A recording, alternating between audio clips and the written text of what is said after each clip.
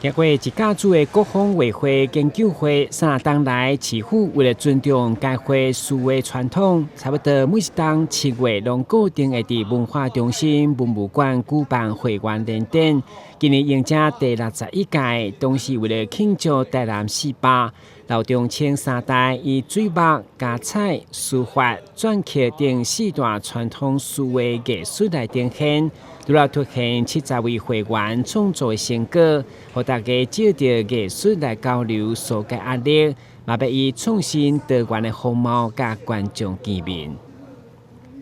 国风画会今年的主题是飞跃周甲，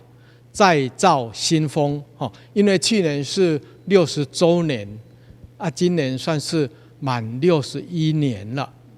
所以我们期待呢，这是一个新的开始。那再造新风，当然除了作为一个台南市的一个古典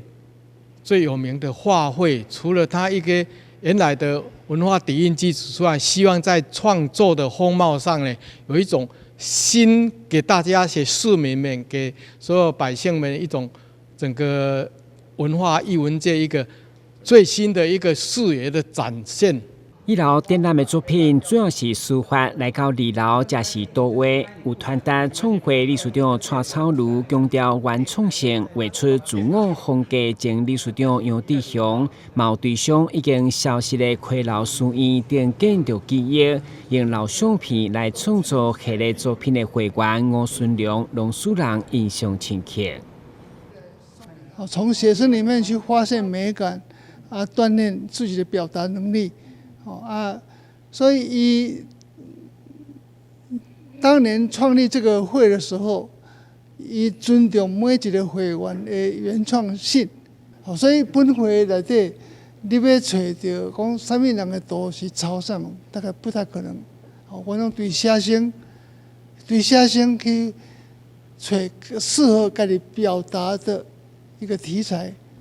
用自己的语言去诠释。因为咱国画若画山水，感觉上起来拢看起来足像大陆的图嘛，所以我尾仔选择说，甲咱一寡一定无去的老照片，佮看得到，去问一寡老一辈的人，遐有啥物动态，有啥物来甲组合成一张图嘛，因为咱相片无咱画的图的遐